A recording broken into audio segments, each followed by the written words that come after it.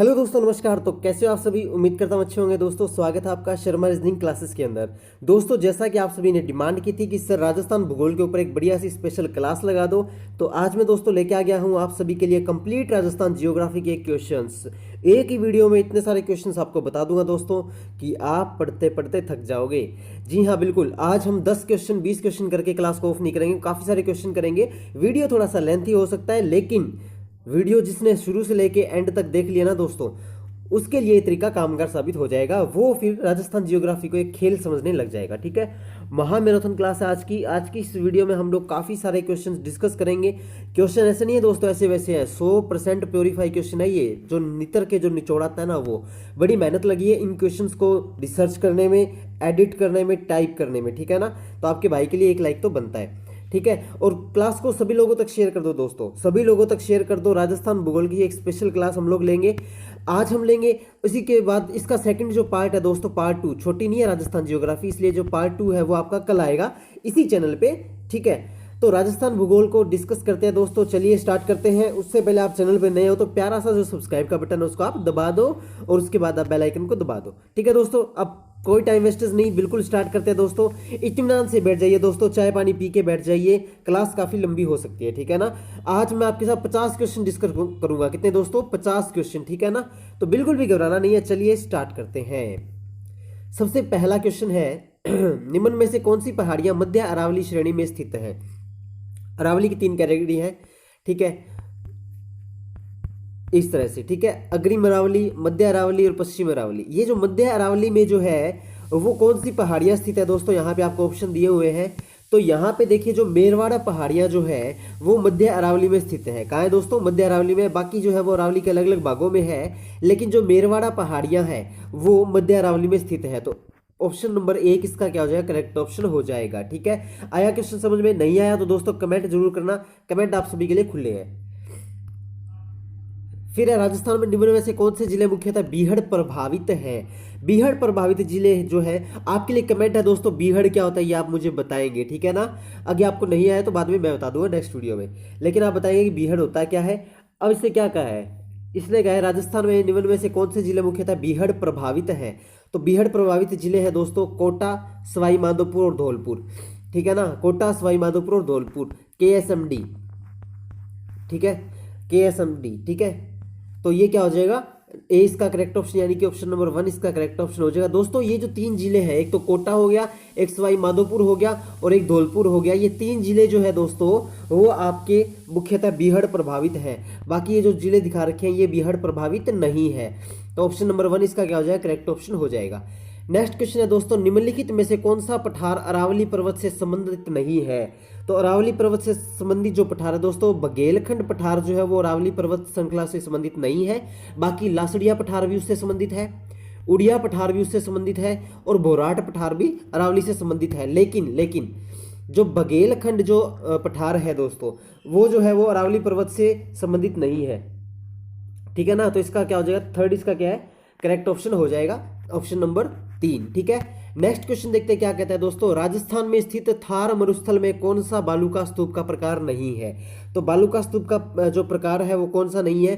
तो यहाँ पे करेक्ट ऑप्शन है दोस्तों आपका घोराउड। क्या? घोराउड जो है वो थार मरुस्थल में बालूका स्तूप का प्रकार नहीं है। बाकी पैराबोलिक भी है, तारा भी और बरखान भी, ये मतलब बालूका स्तूप के अलग अलग नाम रखे हुए हैं। ठीक है दोस्तों, तो इसका करेक्ट ऑप्शन हो जाएगा ऑप्शन नंबर 4, यानी कि घोराउड। क्या नाम है इसका? घोराउड। याद रखिएगा दोस्तों, थोड़ा सा आपको हो सकता है नाम ऊटपटांग लगे, तो घोराउड इसका क्या है? करेक्ट ऑप्शन हो जाएगा। ठीक है, नेक्स्ट क्वेश्चन है दोस्तों, निम्न में से किस जिले की सीमा मध्य प्रदेश से नहीं लगती है? 4 ऑप्शन दिया आपको, प्रतापगढ़, झालावाड़, कोटा, डूंगरपुर। तो इसमें बताओ दोस्तों, सोच के देखो आप, कौन से जिले की नहीं लगती? डूंगरपुर की नहीं लगती। ठीक है, देखो प्रतापगढ़ की मध्य प्रदेश से सीमा लगती है। आप राजस्थान का मैप देखोगे ना तो उसके साथ आपको पता लगेगा कि एक तरफ आप इंडिया का मैप खोलो, भारत का। ठीक है, मैप का मतलब समझते हो ना, मानचित्र। एक तरफ आप भारत राजस्थान का खोलो। अब देखो, प्रतापगढ़ की सीमा भी मध्य प्रदेश से लगती है, झालावाड़ की सीमा भी मध्य प्रदेश से लगती है, कोटा की सीमा भी मध्य प्रदेश से लगती है, लेकिन जो डूंगरपुर है उसका दूर दूर तक कोई वास्ता नहीं है मध्य प्रदेश से। ठीक है ना, तो 4th इसका क्या हो जाएगा? करेक्ट ऑप्शन हो जाएगा। अगला क्वेश्चन है दोस्तों, बांसवाड़ा व डूंगरपुर के मध्य के भूभाग को किस नाम से जाना जाता है? इस तरफ बांसवाड़ा आ गया, इस तरफ डूंगरपुर आ गया, तो बांसवाड़ा और डूंगरपुर के जो है मध्य का जो भाग है दोस्तों ये वाला, इसे किस नाम से जाना जाता है? इसे जाना जाता है मेवल के नाम से। ये जो भाग है दोस्तों इसे बोला जाता है मेवल, ठीक है ना। यानी कि बांसवाड़ा और डूंगरपुर के मध्य जो भूभाग है, भूभाग यानी कि जो जमीन का भाग है, भू का मतलब धरती, भाग का मतलब हिस्सा, जो धरती की जो खाली जगह है उसे बोला जाता है मेवल। अब मेवल कहाँ है? बांसवाड़ा और डूंगरपुर के बिल्कुल बीच में, इधर बांसवाड़ा इधर डूंगरपुर, बिल्कुल बीच में क्या है? एक खाली जगह है जिसका नाम है, क्या नाम है? मेवल, ठीक है ना। फोर्थ इसका करेक्ट ऑप्शन हो जाएगा। नेक्स्ट क्वेश्चन है दोस्तों, उदयनाथ पर्वत राजस्थान के किस जिले में स्थित है? उदयनाथ पर्वत जो है दोस्तों राजस्थान के अलवर जिले में स्थित है। कहाँ स्थित है दोस्तों? अलवर जिले में है। पर्वत का नाम है उदयनाथ पर्वत, अलवर जिले में स्थित है। ऑप्शन नंबर 3 इसका क्या हो जाएगा? करेक्ट ऑप्शन हो जाएगा। अगला क्वेश्चन है, निम्न में से कौन सा जिला राजस्थान के दक्षिण पूर्वी भाग में स्थित है? देखो जो 12 जिला जो है ना दोस्तों, 12 जिला वो दक्षिण पूर्वी भाग में है, बाकी ये तीनों नहीं है, ठीक है। दक्षिण पूर्वी का मतलब क्या हुआ? देखो मैप आप ऐसे बनाते हो, नॉर्थ, साउथ, ठीक है ना, ईस्ट और वेस्ट, ठीक है। तो दक्षिण पूर्वी यानी कि ये जो इलाका है, ये वाला राजस्थान का ये जो इलाका है, उसमें जो है वो 12 जो है वो यहाँ पे स्थित आता है दोस्तों, ठीक है। बाकी जो है धौलपुर यहाँ है, सवाई माधोपुर यहाँ है, प्रतापगढ़ यहाँ है, ठीक है ना। तो आपको याद रखना है 12 जो जिला है वो दक्षिण पूर्वी भाग में स्थित है राजस्थान के। दक्षिण पूर्वी का मतलब होता है उसका आधा हिस्सा तो दक्षिण दिशा में है, आधा हिस्सा उसका पूर्व दिशा में, ठीक है ना। जैसा मैंने अभी भी आपको मानचित्र बना के दिखाया। समझ में आ गई दोस्तों बात? तो ऑप्शन नंबर 4 इसका क्या हो जाएगा? करेक्ट ऑप्शन हो जाएगा।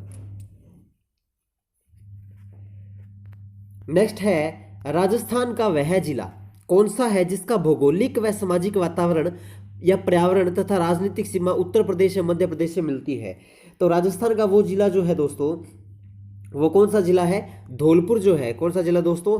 जो धौलपुर है वो एक ऐसा जिला है जिसका भौगोलिक यानी कि वहाँ की जलवायु, सामाजिक वातावरण यानी कि वहाँ का समाज, पर्यावरण यानी वहाँ के पेड़ पौधे जितना भी इन्वायरमेंट है, राजनीतिक सीमा यानी कि पॉलिटिकल बॉर्डर्स जो है वो उत्तर प्रदेश यानी कि यूपी और मध्य प्रदेश यानी कि एमपी से मिलती हैं। तो वो है दोस्तों धौलपुर।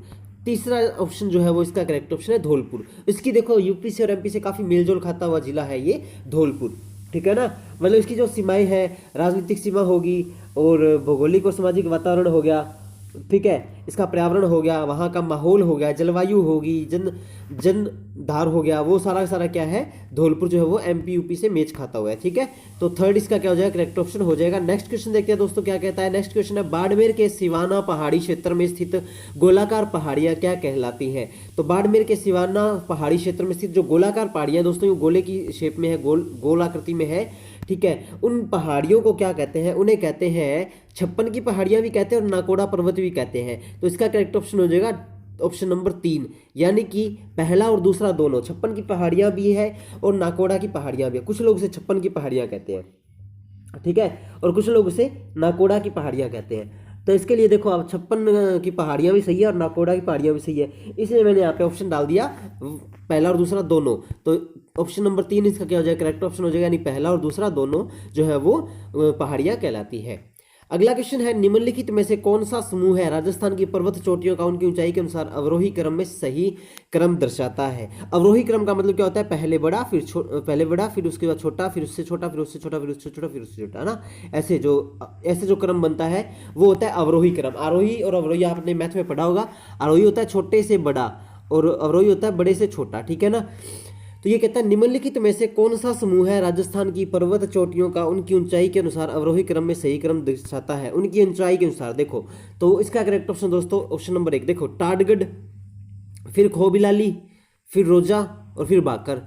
सबसे ऊंची ये, उसके बाद ये, उसके बाद ये, इसके बाद ये, है ना।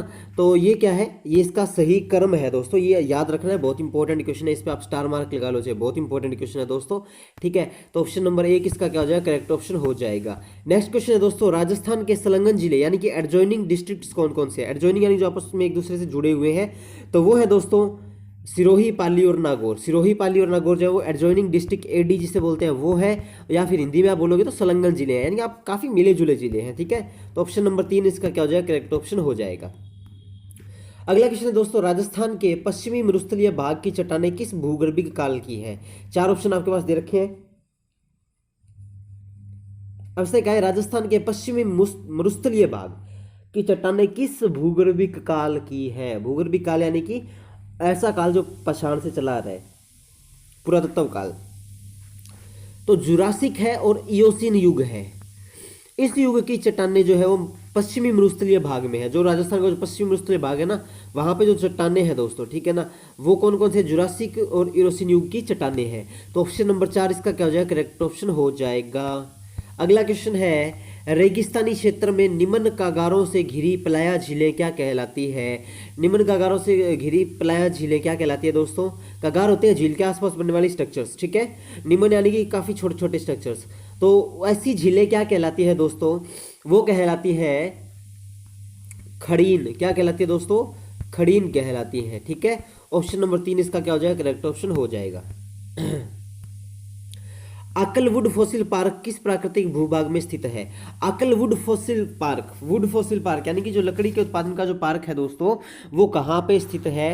राजस्थान के कौन से इलाके में स्थित है? ठीक है, तो वो आपका जो स्थित है वो है दोस्तों उत्तर पश्चिमी मरुस्थलीय भाग में। उत्तर पश्चिमी मरुस्थलीय भाग यानी कि अभी भी मैंने आपको बताया जैसे नॉर्थ, साउथ, ईस्ट और वेस्ट, तो उत्तर पश्चिमी भाग हो गया ये वाला, ठीक है। तो यहाँ पे जो है वो आकलवुड फॉसिल पार्क जो है प्राकृतिक भूभाग में स्थित है। तो ऑप्शन नंबर 4 इसका क्या हो जाएगा? करेक्ट ऑप्शन हो जाएगा। नेक्स्ट क्वेश्चन बहुत ही प्यारा क्वेश्चन है। राजस्थान सरकार द्वारा वन्य जीव सुरक्षा अधिनियम 1972 कब अपनाया गया? हाँ, जो लोग वन विभाग की तैयारी कर रहे हैं उनके लिए तो ये रामबाण क्वेश्चन है दोस्तों, ठीक है, क्योंकि उनकी फील्ड का ही क्वेश्चन है ये। तो इसने बोला है राजस्थान सरकार द्वारा वन्य जीव सुरक्षा अधिनियम 1972 कब अपनाया गया दोस्तों? वो अपनाया गया 1 सितंबर 1973 को। अब देखो यहाँ पे ना कन्फ्यूजन आपकी कहाँ होगी मैं बताता हूँ। देखो कन्फ्यूज आप ऐसे होगे कि अच्छा राजस्थान सरकार ने अपनाया था, ये बोला गया अधिनियम 1972, तो मैक्सिमम स्टूडेंट पता है सीधा यहाँ भागेंगे या फिर यहाँ भागेंगे, कोई इसको टिक करेगा कोई इसको टिक करेगा, लेकिन ये गलत हो जाएगा दोस्तों, ठीक है ना। आपको क्या करना है? 1 सितंबर 1973 याद रखना है। 1 सितंबर 1973 को वो है अपनाया गया था। हाँ, बना 1972 में था, बना तो 1972 में ही था, ठीक है ना। ये था किसके लिए? वन्य जीवों की सुरक्षा के लिए, उनके शिकार को रोकने के लिए था, ठीक है। बना 1972 में था, इसको इंप्लीमेंट करके अपनाया गया था वो था 1 सितंबर 1973 को। कब अपनाया गया दोस्तों? 1 सितंबर 1973 को अपनाया गया था, ठीक है ना। तो द यानी कि डी इसका क्या हो जाएगा? करेक्ट ऑप्शन हो जाएगा 1 सितंबर 1973, ठीक है। मजा आ रहा है क्वेश्चन करने में दोस्तों? बस दिल थाम के बैठे रहिए, काफी देर क्लास चलेगी आज। राजस्थान का क्षेत्रफल में सबसे बड़ा राष्ट्रीय उद्यान कौन सा है? आई थिंक आपको पता ही होगा, रणथंभौर राष्ट्रीय पार्क जो है वो राजस्थान का क्षेत्रफल में सबसे बड़ा राष्ट्रीय पार्क है। तो सही इसका क्या हो जाएगा दोस्तों? करेक्ट ऑप्शन हो जाएगा, ठीक है ना। नेक्स्ट क्वेश्चन अपने देखते हैं दोस्तों क्या कहता है। नेक्स्ट क्वेश्चन कहता है राजस्थान का क्षेत्रफल में सबसे छोटा राष्ट्रीय पार्क कौन सा है? अभी बात हुई थी सबसे बड़े की, तो वो था रणथंभौर, लेकिन अब उसने क्या सबसे छोटा राष्ट्रीय पार्क कौन सा दोस्तों? तो वो है केवलादेव नेशनल पार्क, ठीक है ना। तो सही इसका क्या हो जाएगा? करेक्ट ऑप्शन हो जाएगा। सबसे बड़ा ये है, सबसे छोटा ये है, ठीक है ना, याद रखिएगा। अगला क्वेश्चन है राजस्थान के किस जिले में सर्प उद्यान स्थित है? सर्प का मतलब क्या होता है दोस्तों? सांप। तो जहां पे सांपों की अलग अलग प्रजातियां आपको देखने को मिले, जैसे कि पाइथन हो गया, एनाकोंडा हो गया, कोबरा हो गया, इस तरह मतलब अलग अलग टाइप के जो सांप आपको देखने को मिले, और जहां पे सांपों का संरक्षण किया जाता है वो उद्यान कहाँ स्थित है? तो राजस्थान के अंदर वो उद्यान स्थित है दोस्तों कोटा के अंदर। कहाँ है? कोटा के अंदर, ठीक है, कोटा। सही इसका क्या हो जाएगा? करेक्ट ऑप्शन हो जाएगा कोटा। अगला क्वेश्चन है राजस्थान का पहला साइंस पार्क यानी कि विज्ञान उद्यान कहाँ स्थित है दोस्तों? तो राजस्थान का सबसे पहला साइंस पार्क जो है वो जयपुर के अंदर स्थित है। अब जयपुर क्या है दोस्तों? राजस्थान की राजधानी भी है, याद रखिएगा, जयपुर क्या है? राजस्थान की राजधानी है, ठीक है ना। तो बे इसका क्या हो जाएगा? करेक्ट ऑप्शन हो जाएगा जयपुर। अगला क्वेश्चन है राजस्थान का पहला गिद्ध संरक्षण केंद्र कहाँ स्थित है? जहाँ पे गिद्ध को सुरक्षित रखा जाता है, उसके शिकार से बचा के रखा जाता है, वो संरक्षण केंद्र कहाँ स्थित है दोस्तों? तो वो स्थित है आपका जोहड़बीड़ में। कहाँ है? जोहड़बीड़ नाम की एक जगह है, वहां पे है। द इसका क्या हो जाएगा? करेक्ट ऑप्शन हो जाएगा, ठीक है।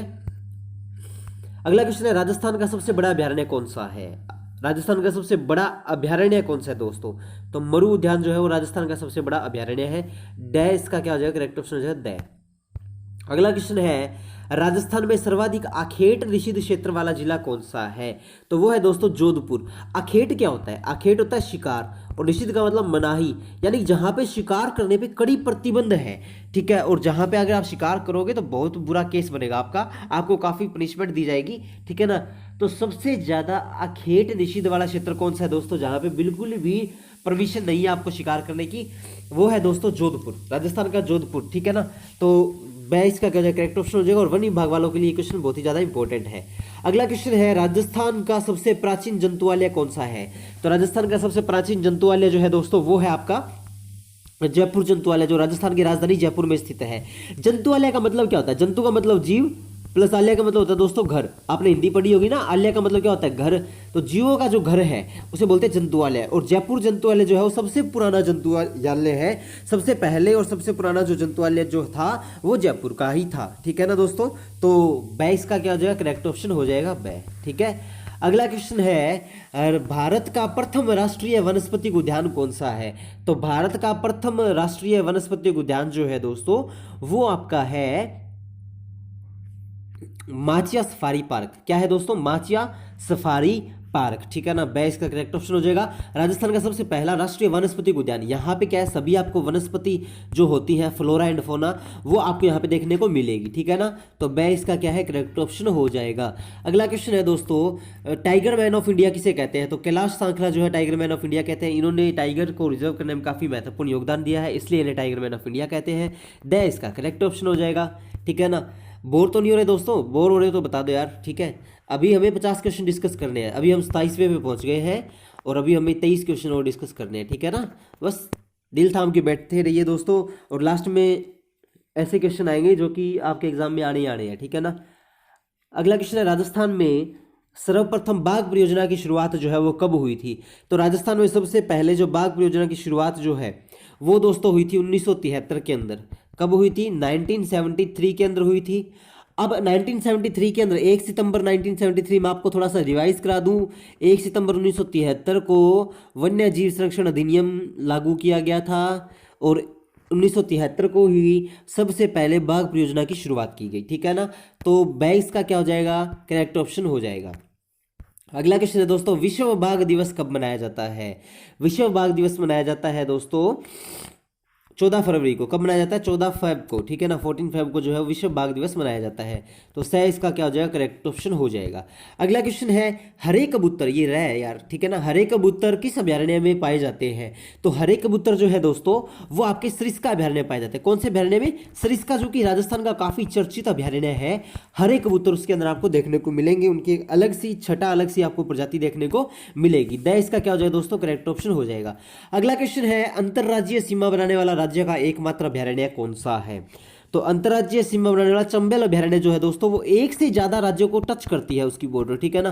तो चंबल अभयारण्य जो है वो ऐसा है जो अंतरराज्यीय सीमा बनाने वाले राज्य का एकमात्र अभयारण्य है, ठीक है ना, एकमात्र अभयारण्य है। तो इसका क्या हो जाएगा? करेक्ट ऑप्शन हो जाएगा अंतरराज्यीय, यानी कि अलग अलग राज्यों के साथ सीमा बनाने वाले राज्य का एकमात्र अभयारण्य है।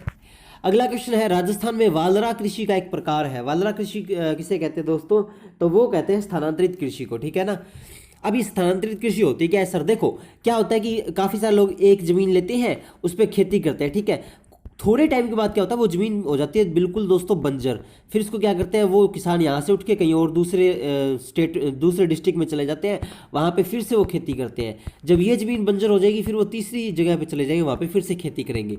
तो यानी कि घूम घूम के जो खेती करते हैं उसे बोलते हैं वालरा कृषि। राजस्थान की जो वालरा कृषि है वो घूम घूम के खेती करना। देखो पहले स्टेज पे यहाँ थे, दूसरे पे यहाँ पहुंच गए, यहाँ बंजर हो गए, तो तीसरे पे यहाँ पहुंच गए। तो यानी कि वालरा कृषि यानी कि घूम के खेती करना, घूम खेती करना, ठीक है ना। अब घूम घूम के खेती करेंगे तो यानी कि एक जगह से दूसरी जगह जाना क्या कहलाता है? स्थानांतरण।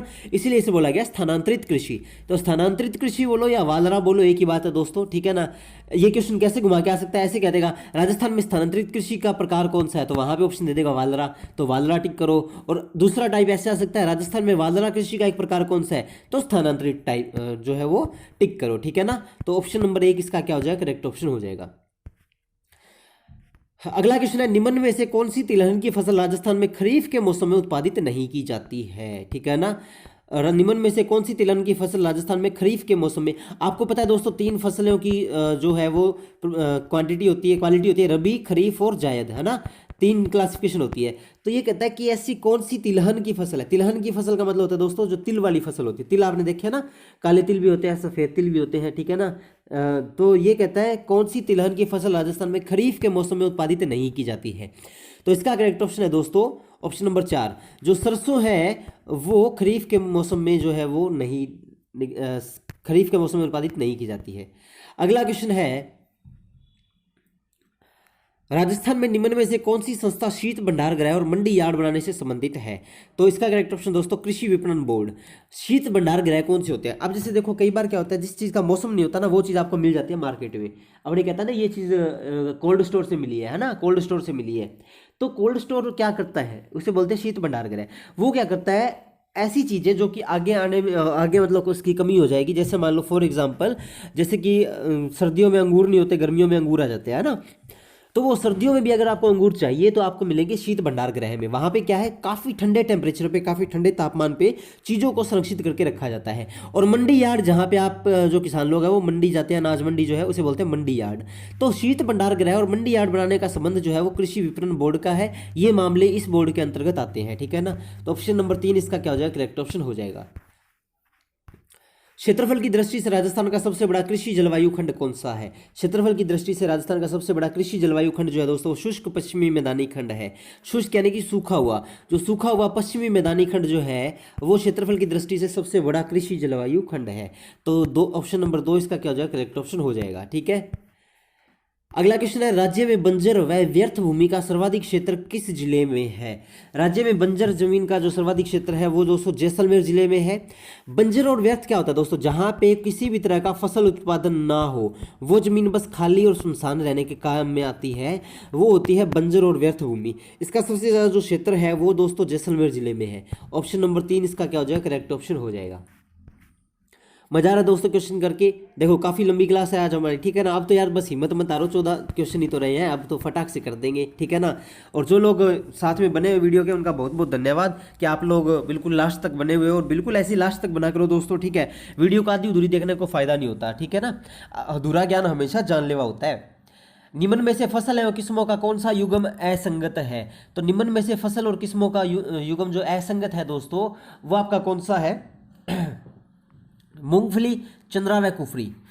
देखो दोस्तों, असंगत का मतलब होता है जो इनसे मिलता जुलता नहीं है। यहाँ पे फसल का नाम है, यहाँ पे उसकी किस्म है।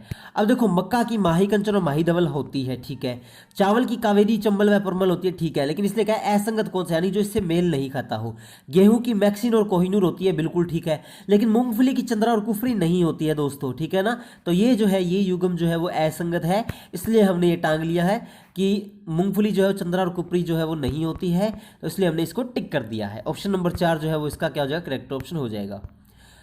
अगला क्वेश्चन है, भारत में 1966 से 67 से हरित क्रांति के जन्मदाता कौन थे?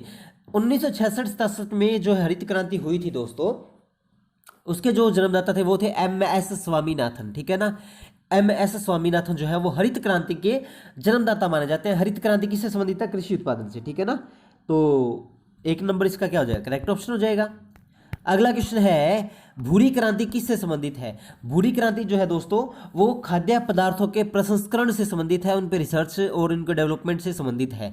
अलग अलग क्रांतियां अलग अलग डिपार्टमेंट से संबंधित है। हरित क्रांति जैसे कि मान लो हरित क्रांति जो है वो फसलों से हो गई, नीली क्रांति जो है झींगा और मछली से हो गई, पीली क्रांति सरसों से हो गई, श्वेत क्रांति दुग्ध से हो गई। देखो काफी सारी क्रांति मैंने आपको बता दी है।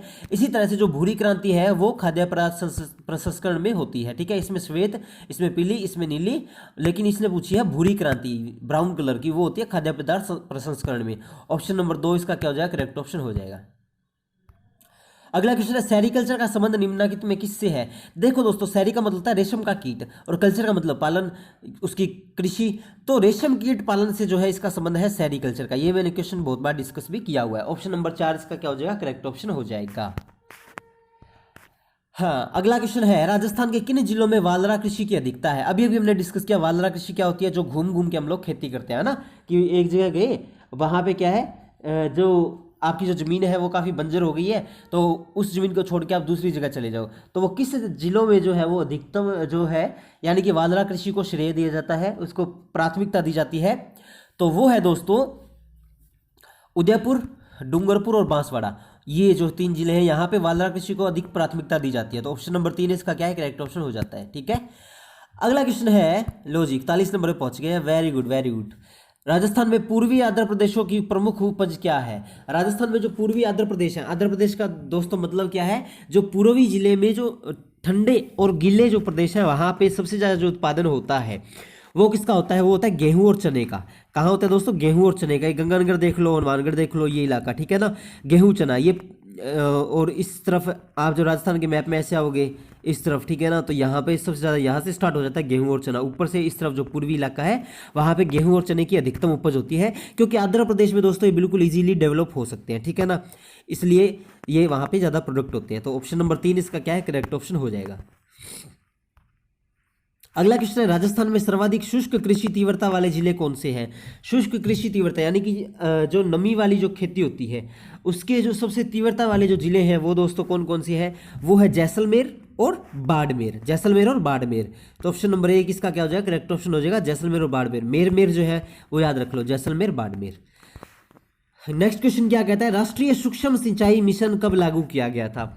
तो राष्ट्रीय सूक्ष्म सिंचाई मिशन जो है दोस्तों वो किया गया था आपका जून 2010 से लागू। इसमें खेतों के अंदर सिंचाई प्रणाली, drip deep irrigation, sprinkler system, फुहारा सिस्टम, केसीसी इत्यादि योजनाएं जो है वो लागू की गई थी।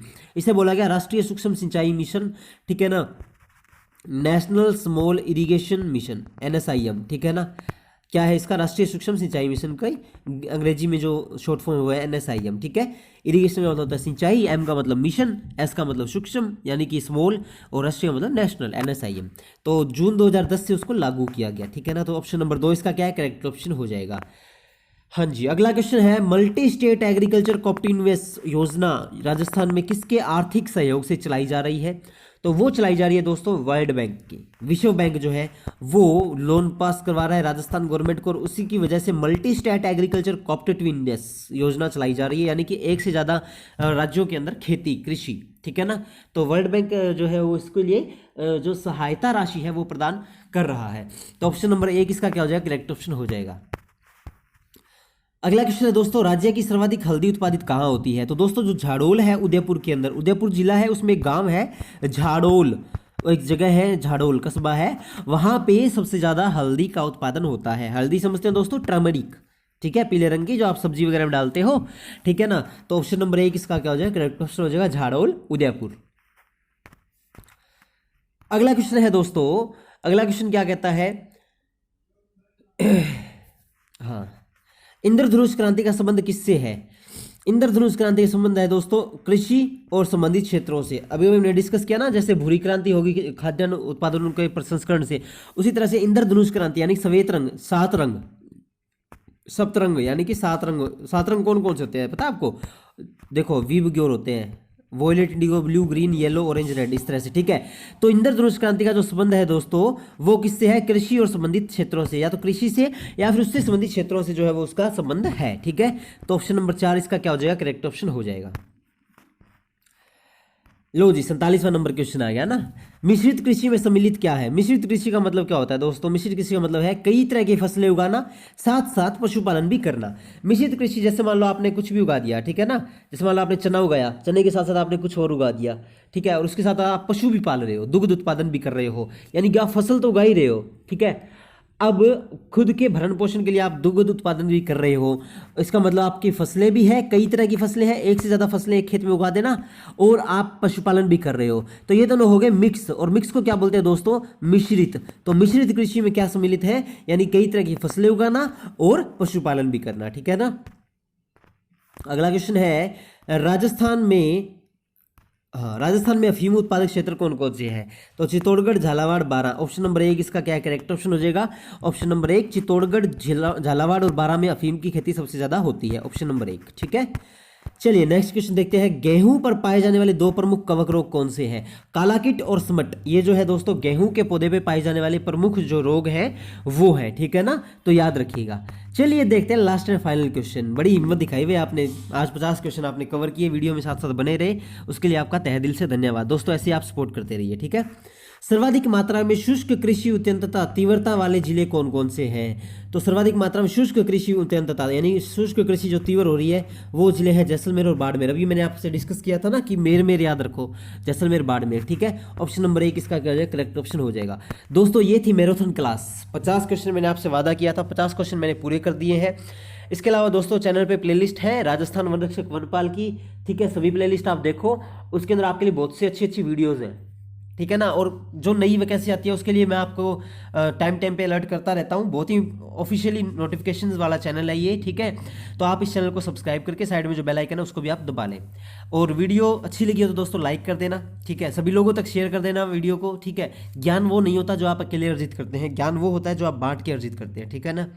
और हाँ, व्हाट्सएप ग्रुप का काफ़ी लोगों को डाउट है तो उसका लिंक भाई नीचे डिस्क्रिप्शन बॉक्स में मिल जाएगा आपको, ठीक है। हर वीडियो में मैं देता हूँ, और कॉन्टैक्ट भी मेरा नीचे डिस्क्रिप्शन बॉक्स में मिल जाएगा आपको। कोई भी क्वेरी आप हमें कॉन्टैक्ट कर सकते हैं। इसके अलावा दोस्तों कमेंट जरूर करिएगा, ठीक है। और वीडियो को शेयर कर दीजिए। आज में इस वीडियो पे 1K प्लस व्यू होने चाहिए। एक बंदा जो देख रहा है वो आगे 5 को शेयर करेगा, उन 5 से बोलो कि आगे 5 को और शेयर करें, ठीक है ना, इस तरह से। ठीक है दोस्तों, कैसी लगी वीडियो, अच्छी लगी हो तो मिलते हैं दोस्तों नेक्स्ट वीडियो में। तब तक के लिए बाय बाय, टेक केयर, जय हिंद, जय भारत, जय राजस्थान। अपना ख्याल रखें, जय हिंद, बाय।